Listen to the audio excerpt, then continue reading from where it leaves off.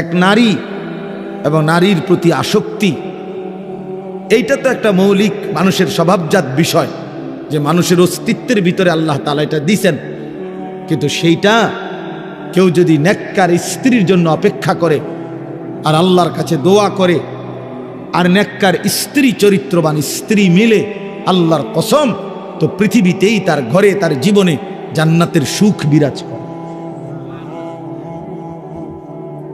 আর বন্ধু, চরিত্রহীন লম্পট হয়ে দিন রাত নারী ছবি, অশ্লীলতা, বেহায়াপনা, অসভ্যতা, বেহায়া বেপর্দা কোনো নারীর পিছনে ঘুরে, ছবিতে হোক আর বাস্তবে হোক, যে চরিত্রহীন লম্পট তার জীবন শেষ করে দিছে, খোদার কসম, আল্লাহর ওয়াদা আছে, ওই খবিস ও চিরেই তার জন্য বিবি মিলবে আরেকটা খবিস। আর সেদিন মনে থাকবে, মনে রাখবেন প্রিয় ছেলে, মনে রাখো, সেদিন তোমার সংসার হবে জাহান্নামের টুকরা, জাহান্নামের টুকরা। এজন্য নারী দুধারী, নারী এমন তরবারি যে তরবারির দুই দিকে ধার। নারী যদি চরিত্রবান হয়, নেককার হয়, পবিত্র হয়, সতীসাধ্যী হয়, পর্দানসীন হয়, সে নারী জান্নাত, সে নারীর সংসার জান্নাতের সুখ।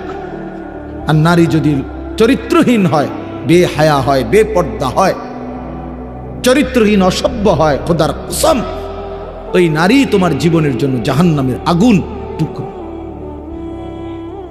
এজন্য তুমি মনে রাখো বন্ধু, আজকের এই চরিত্রহীনতা আগামী দিনে তোমাকে এর সুদ দিতে হবে। এটা স্পষ্ট আছে কিতাবে, আমার কাছে আরবি কিতাব আছে। ইমাম শাফিঈ রাহমাতুল্লাহ আলাইহি বলছেন, আয-জিনা কারজুন, জিনা ব্যভিচার, বিবাহ বহির্ভূত নারীর সাথে, মেয়ের সাথে যে কোনো রকমের সম্পর্ককে জিনা বলে। জিনা ব্যভিচার শুধু লজ্জাস্থানের জিনা না, বিবাহ বহির্ভূত।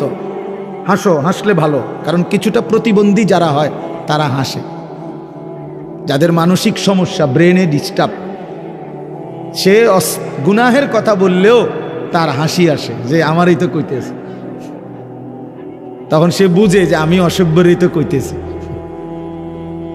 বুঝেন নাই? এর যখন এটা বুঝাই যায় যে সে যে কিছুটা প্রতিবন্ধী, এটা তখন বোঝা যায়। বুঝছেন? তো এই জন্য বললাম যে এইটা আয-জিনা কারজুন। ইমাম শাফিঈ রাহমাতুল্লাহ আলাইহি বলছে, বিবাহ বহির্ভূত নারীর সাথে যে কোনো রকমের সম্পর্ক, যে কোনো রকমের কথা বলা, চোখে দেখা, ছুঁয়ে দেখা, তার সাথে চলা, তার সাথে দিনের পর দিন রাত সম্পর্ক রাখা, পার্কে, রেস্তোরাঁয়, বিনোদন কেন্দ্রে তাকে নিয়ে ঘুরতে যাওয়া ইত্যাদি, যেই কোনো রকমের, বলে না আমি দড়িও নাই, ছুঁইও নাই, শুধু কথা বলতাম, এটাও জেনা, এও বেবিচারী, এও খবিস। আর আল্লাহর ওয়াদা, ইমাম শাফিঈ বলছে এটা একটা করজ, জেনা একটি করজ, করজ ঋণ, তোমাকে সেই ঋণ শোধ দিতে হবে।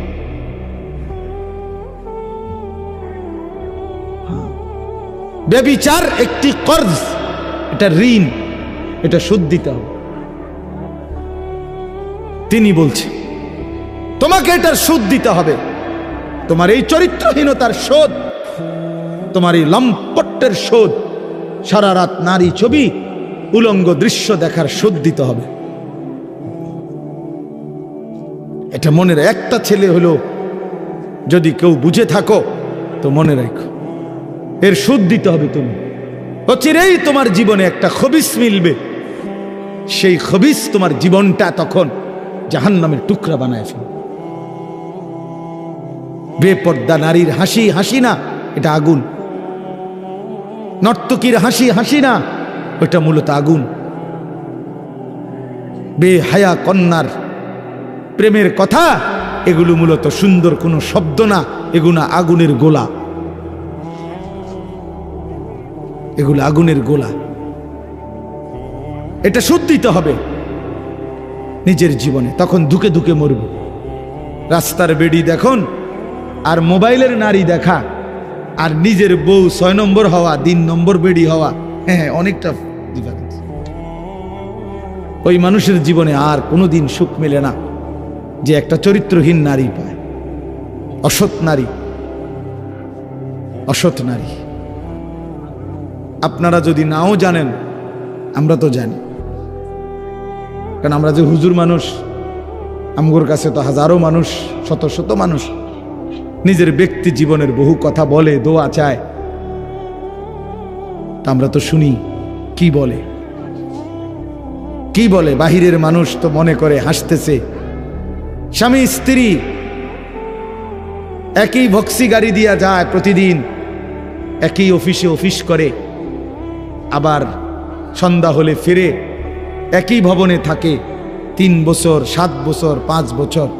পৃথিবী জানে তারা স্বামী স্ত্রী, কিন্তু পরিষ্কার পুরুষের বক্তব্য হলো, না হুজুর, আজকে 7 বছর আমরা মূলত বিচ্ছিন্ন, কিন্তু লজ্জায় কাউকে বুঝতে দেই না, একসাথেই বের হই, একসাথেই ঘরে ঢুকি, আলাদা থাকি।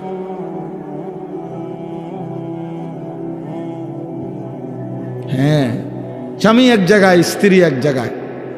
স্বামী ছাদে বইয়া গিটার বাজায়, বিড়ি আর সিগারেট খায় আর গান গায়। আমি তো দেখছি দিনের পর দিন বেচারা গান গায়, সারা রাত গিটার বাজায় আর একটা একটা করে সিগারেট খায় আর গান গায়। গানও মাশাআল্লাহ, গানও না, গানের জাতও না, না কিচ্ছু না, মানে এটা কোনো সুরও নাই, সুরের জাতও নাই, বে বে করে, বে বে। আহা, আল্লাহ মাফ করে দেন, আল্লাহ মাফ করে দেন। প্রিয় যুবক, চরিত্রহীন হয়েও না, তোমার জীবন দিয়ে এটার খেসারত দিতে হবে। তোমার অপকর্মের দায়ভার আল্লাহর কসম অন্য কেউ নিবে না। তোমার লাম্পট্য, তোমার অসভ্যতা, তোমার অসভ্যতার দায়ভার কেউ নিবে না, তোমাকেই শোধ দিতে হবে। বললাম না, এটা কর্জ, ঋণ, এটা সুদ, ঋণ শোধ করতে হয়, ঋণ শোধ দিতে হয়। হ্যাঁ, আল্লাহ আমাদেরকে মাফ করে দেন। আমি মনে করাই দিলাম, যদি কোনো ছেলে বোঝো তো ছেড়ে দাও, এক পবিত্র নারীর জন্য অপেক্ষা করো, এক হালাল স্ত্রীর জন্য অপেক্ষা করো। এই পৃথিবীতে এখনো আছে পবিত্র নারী, চরিত্রবান নারী আছে, যে আল্লাহর কাছে চায়, আনা ইনদা যন্নি আব্দি বি। হাদিসে কুদসিতে আছে, আল্লাহ বলছে, বান্দা আমার ব্যাপারে যেমনটা ধারণা করে, আমি আমার বান্দার সাথে তেমন আচরণই করি, আমি তেমন আচরণ করি। অতএব আমার বান্দা যদি দিল থেকে ইখলাসের সাথে নিজেকে পবিত্র রেখে, গুনাহ থেকে মুক্ত রেখে যদি অপেক্ষা করে যে আল্লাহ, আমি একজন সতীসাধ্যী নেককার চরিত্রবান নারী চাই, আল্লাহর কসম মিলেই যাবে, মিলেই যাবে, কোনো সন্দেহ নেই, কোনো সন্দেহ নেই। তুমি যদি বলো কই ভালো মানুষ তো দেখি না, না তোমার কাছে ভালো মানুষ প্রত্যেকদিন তোমার কাছে আইয়া ঘুরতে হইব বা জানাইয়া যাইতে হইব যে ভাই চিনচিন নিয়ে আমি যে ভালো মানুষ, আপনার লিস্ট লিখকে রাখেন। এটা কি কোনো নিয়ম হইল নি? কি আপনার কাছে আইয়া সমস্ত ভালো মানুষ দেখা করে যাইতে হইব একবার আইয়া? এটা কে আইন করছে? এটা এটা কোন আইনের কথা? অনেক মানুষ দেখেন না, চা দোকানে বৈশা বিড়ি খাইতে খাইতে করতে ভালো মানুষ আসেনি অনকার না, করতে পার ভালো মানুষ তো একমাত্র আমনে চাচা, পৃথিবীর শেষ ভালো মানুষ তো আমনে।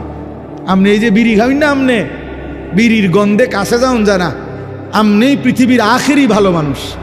কোনো কারণে যদি আমনে মারা যান তো পৃথিবী শেষ না, এরপরে আর করতে গাইব, উনি তো টোয়াইয়ে পায় না।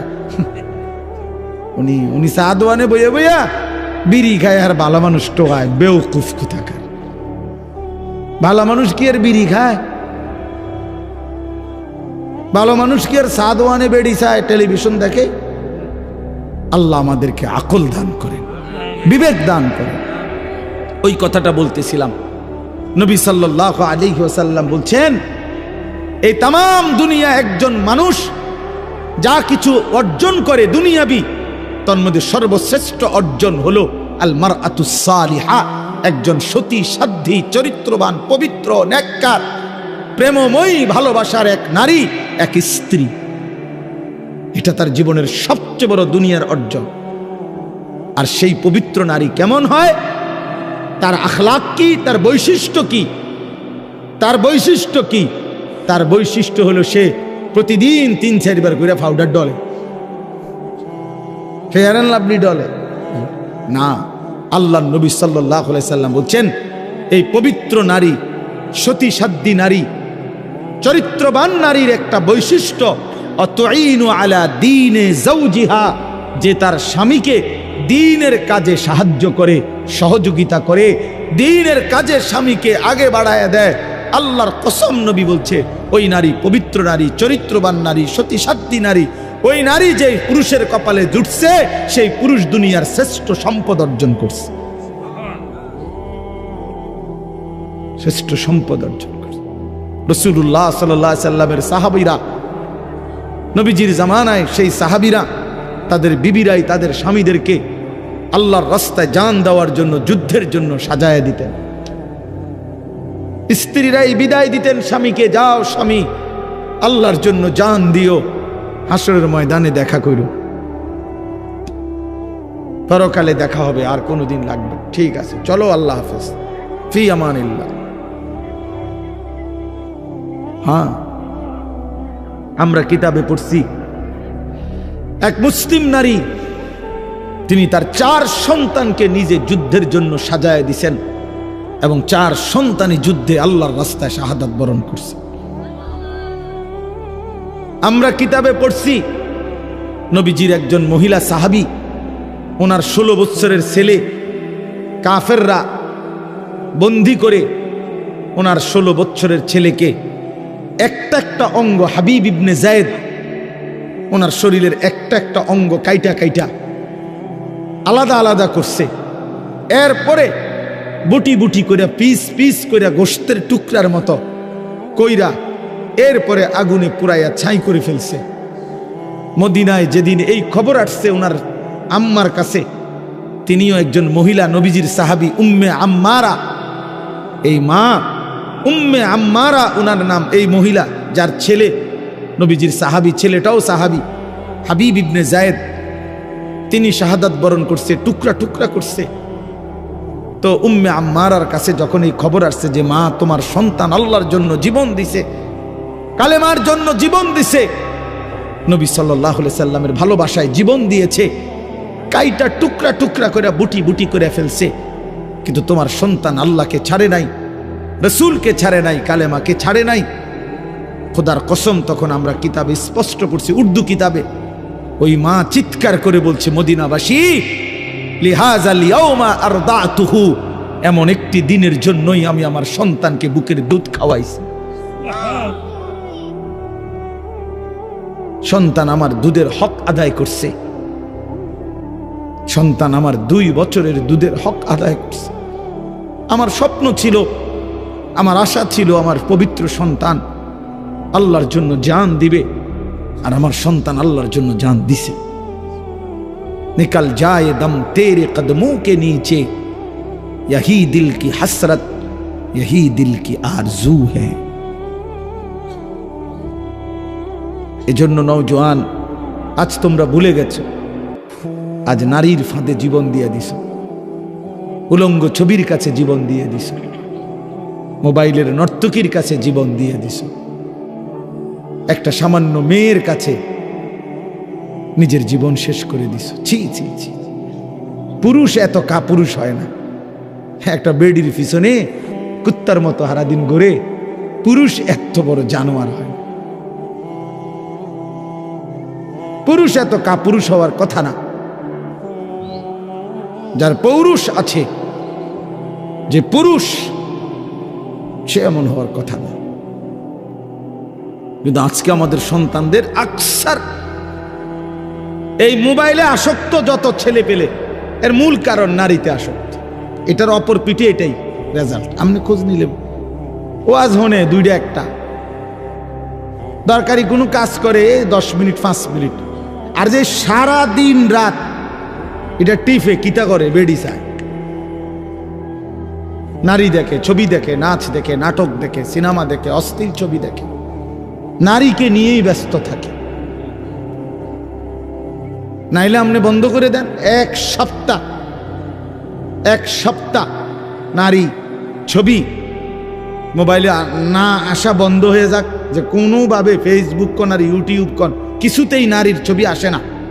এক সপ্তাহের জন্য দেখবেন হাজার হাজার লাখ লাখ বড় মোবাইল এগুলা দিয়ে মানুষে কটকুড়ি খাবে। কটকুড়ি সম্পাপড়ি খাইব, সম্পাপড়ি চিনেন না? সাদা সাদা সম্পাপড়ি, এইটি কটকুড়ি। অথবা পেঁয়াজ বেচবে, বাঙ্গারি মাল বেচে যে। এই জন্য এটা দরকার। প্রিয় বন্ধু, প্রিয় বাবা, বুঝা উচিত একজন নারী অস্বীকার করার কোনো বিষয় না। পুরুষ যেমন আল্লাহর সৃষ্টি, নারীও আল্লাহর সৃষ্টি। নারীর প্রতি পুরুষের আসক্তি, পুরুষের প্রতি নারীর আসক্তি, এই আসক্তি, এই বন্ধন, এই প্রেম, এই ভালোবাসা, এই আন্তরিকতা, এই মহব্বত, এই হৃদয়ের টান, এটা যদি না থাকতো তো মানব প্রজন্ম আজকের এই পর্যন্ত আসতো না। মানুষের এই ক্রমধারা কি এখান পর্যন্ত আসতো? এক স্বামী স্ত্রীর পবিত্র বন্ধন, একে অপরের প্রতি অকৃত্রিম ভালোবাসা, স্বামী স্ত্রীর একান্ত মিলন। তো এইটুকুর বরকতে মহান আল্লাহর ইচ্ছায় প্রজন্ম এভাবে আগাইছে। তাহলে এটা তো দূষণীয় না, হালাল যেটা সেটা তো দূষণীয় না। রাসূলুল্লাহ সাল্লাল্লাহু আলাইহি ওয়াসাল্লাম বলছেন, পবিত্র স্ত্রী তার মুখে যদি কেউ খাবারের লোকমা তুলে দেয়, হাত্তা লোকমাতা ফি ফি ইমরাআতিহি, নবীজি বলছেন কেউ যদি তার হালাল স্ত্রীর মুখে এক লোকমা খাবার, একটা রুটি, সামান্য একটু খাবারও তুলে দেয়, আল্লাহ রাসূল সাল্লাল্লাহু আলাইহি ওয়াসাল্লাম বলছেন আল্লাহ তাআলা তাকে আল্লাহর রাস্তায় সাদাকা করার সওয়াব দান করেন। নবী সাল্লাল্লাহু আলাইহি ওয়াসাল্লাম বলছেন ওয়াফি বুদআ আহাদিকুম সাদাকা, পবিত্র স্বামী স্ত্রী যদি মিলিত হয় তো আল্লাহ তাআলা সেখানেও সাদাকার সওয়াব দান করে। সাহাবী জিজ্ঞেস করছে, ইয়া রাসূলুল্লাহ, মনের চাহিদা পূরণ করলেও সওয়াব হয়? আল্লাহর নবী বললেন, সেটা যদি ভিন্ন অনুমতি নাই এমন নারীর সাথে যদি পূরণ করে সেখানে কি গুনাহ হয়? তিনি বললেন, হ্যাঁ গুনাহ হয়। তাহলে এখানেও নেকি হয়? সেখানে গুনাহ হইলে এখানে নেকি হয়। এজন্য বন্ধু, আল্লাহ তাআলা প্রত্যেক নিষিদ্ধ বিষয়ের বিপরীতে বৈধ হালাল পন্থা আল্লাহ রাখছেন। যিনি মদ হারাম করেছেন তিনি মধু হালাল করেছেন, যিনি সুদ হারাম করেছেন তিনি ব্যবসা হালাল করেছেন, যিনি ভিন নারী দেখা হারাম করেছেন তিনি বিবাহ হালাল করেছেন। এমন কোনো বিষয় নাই বান্দার যেটা চাহিদা আছে অথচ সেই চাহিদা পূরণের বৈধ কোনো পন্থা আল্লাহ দেন নাই। খোদার কসম, এমন চাহিদা মানুষের মধ্যে নাই, এটা হতে পারে না। কারণ প্রতিটি চাহিদাও দিছেন আল্লাহ, সেই চাহিদা পূরণের হালাল পন্থা নির্ধারণ করে দিছেন, সেটাও আল্লাহ করছেন। আজকে অনেক মা বোন হয়তো পর্দার আড়ালে আছেন, শুনতেছেন, আপনাদেরকেও বলি, বেপর্দা নারী, বেহায়া নারী, বেহায়া কন্যা, তার বাস্তবিক অর্থে সামাজিক কোনো মর্যাদা নাই। ইসলামের দৃষ্টিতে, মানবতার দৃষ্টিতে, ইনসাফের দৃষ্টিতে, বিবেকের দৃষ্টিতে তার কোনো সম্মান নাই, ইজ্জত নাই। বেপর্দা নারী তো শোপিস, উপভোগের পণ্য। বেপর্দা নারী তো প্রদর্শনের বস্তু, প্রদর্শনের বস্তু, যে নিজেকে প্রদর্শন করে বেড়ায়। আল্লাহ তাআলা আমাদেরকে মাফ করে দেন। আল্লাহ আমাদের মা বোন, আমাদের কন্যা, যে সমাজের নারী বেপর্দা হয়, বিশ্বাস করেন ওই সমাজের সবচেয়ে বড় বিপদ হলো হালাল এবং পবিত্র পন্থা, হালাল এবং পবিত্র বিবাহ এবং হালাল এবং পবিত্র মানব প্রজন্ম তছনছ হয়ে যায়। আজকের ইউরোপ এই ব্যাধিতে আক্রান্ত, যখন অবাধ যৌনাচার, নারী পুরুষের অবাধ সহজ করে দিছে, আজকে তাদের বৈধ সন্তানের চাইতে অবৈধ সন্তানের পরিমাণই বেশি।